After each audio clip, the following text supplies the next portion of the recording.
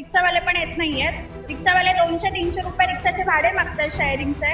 आम्ही कसं यायचं? ट्रेन वाढवल्या पाहिजेत ना सरकारने। सध्या मी मध्य रेल्वेच्या ठाणे रेल्वे स्थानक फलाट क्रमांक 3 वर आहे। आपण माझ्या पाठीमागे पाहिलं तर भांडूप असेल, मुलुंड असेल, या रेल्वे स्थानकातून प्रवासी अक्षरशः रेल्वे ट्रॅक वरून चालत येताना पाहायला मिळतात। मुसळधार पावसाचा फटका आता सर्वात जास्त चाकरमान्यांना बसलेला पाहायला मिळतोय। अनेक महिला प्रवासी जे आहेत आपला जीव धोक्यात घालून या ठिकाणाहून ट्रॅक वरनं चालत येताना पाहायला मिळतं। आपण जर पाहिलं तर गेल्या 2 तासापासून ठाणे स्थानकातून मुंबई सीएसटीच्या दिशेने जाणाऱ्या गाड्या या रद्द करण्यात आल्यात। कुठेतरी मुसळधार पावसामुळे या गाड्या रद्द करण्यात आल्यात। तर ठाणे स्थानकातली ही आपण परिस्थिती पाहिली तर या ठिकाणून विशेषतः 3 नंबर फलाटावरून कर्जत असेल, कसारा असेल, या ठिकाणी जाणाऱ्या या विशेष लोकल गाड्यांसाठी महिला खास थांबलेल्या पाहायला मिळतात। आपण काही महिला प्रवाशांकडून जाणून घेणार की आजच्या पावसाचा त्यांना किती त्रास होत आहे, किती फटका त्यांना पडलेला आहे। मॅडम, काय सांगाल? आपण कुठून आलेलात? सर्व प्रवासी रेल्वे ट्रॅक वरनं चालत येत आहेत, कुठून चालत आलेत आणि कुठल्या दिशेने जाणार आहेत? मुलुंड स्टेशन वरून आलेली आहे चालत। रिक्षावाले पण येत नाहीयेत। रिक्षावाले 200-300 रुपये रिक्षाचे भाडे मागतात शेअरिंगचे।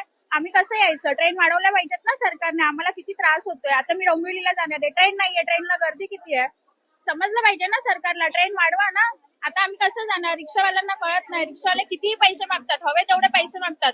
प्रत्येकाकडे पैसे असले पाहिजेत ना रिक्षावाल्यांना तेवढे द्यायला। प्रत्येक जण एफोर्ड नाही करत ना तेवढे पैसे। 200 रुपये कुठून द्यायचे रिक्षावाल्याला? पुन्हा आम्हाला तिथून पण स्टेशनवरून डोंबिवलीवरून घरी जायला पण रिक्षाचे पैसे लागतात। आम्ही नाही देऊ शकत एवढे पैसे। सरकारला समजलं पाहिजे ना ही गोष्ट। नक्कीच रिक्षा चालकांची मजुरी वाढलेली पाहायला मिळते। आपण जर पाहिलं तर आता देखील ही दुसरी गाडी आलेली आहे जी कसाऱ्याच्या दिशेने जाणार आहे। ती गाडी पकडण्यासाठी प्रवाशांची मोठी गर्दी जी आहे ती या ठिकाणी जी आहे ती झालेली पाहायला मिळते। विशेषतः महिला आहेत, लहान मुलं आहेत किंवा ज्येष्ठ नागरिक आहेत जे आज कामावर जाण्यासाठी निघाले होते, त्यांना मोठ्या प्रमाणात जे आहे अडचणींचा सामना करावा लागताना पाहायला मिळतो। सध्याही आपण पाहिलं तर काही प्रवाशांनी मजूर रिक्षा चालकांची मजुरी सुद्धा जी आहे ती सांगितलेली आहे। कुठेतरी जे आहे दुप्पट ते तिप्पट भाडं जे आहे ते मागणी केली जात आहे प्रवाशांकडनं। आपण जर पाहिलं तर ठाणे स्थानकात लहान चिमुकले देखील गेल्या 2 ते 4 तासापासून बसलेले पाहायला मिळतात। मॅडम, कुठून आलेला आहात, कुठे चाललेला आहात आणि किती त्रास होतोय? नाशिकहून आले। नाशिकवरून आलाय, कुठे जायचंय? घाटकोपर। किती वेळ झाला इथे बसलाय? 1 तास झालाय। गाडी काय मुंबईला जाणारी गाडी आहे? नाही नाही, गाडी बिडी काय नाही, काय सांगितलं? काय सोयी सुविधा रेल्वेकडनं? काय नाही, काय नाही।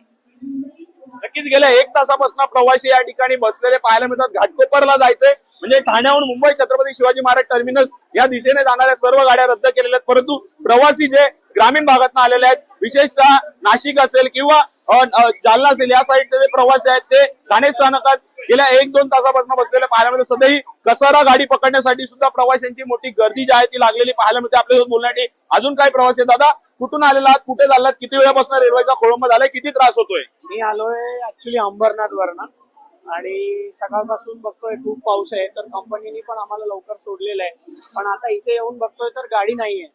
आता बघू आता कसं होतंय। कसारा मोकडून आता कल्याण पर्यंत जाऊ, त्याच्या पुढे बघू कसं होतंय।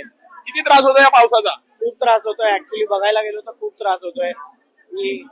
हेच एक म्हणजे देवाला बोलले की लवकरात लवकर जरा पाऊस बंद करा। नक्कीच कुठेतरी जे आहे पावसाने प्रवासी आता वैतागलेले आहेत।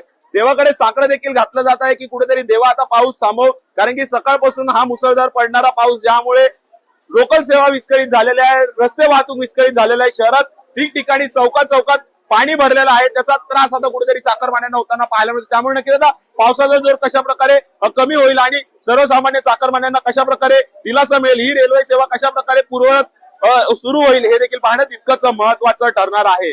ठाण्याहून मी प्रेम मोरे, न्यूज 18 लोकमत, ठाणे।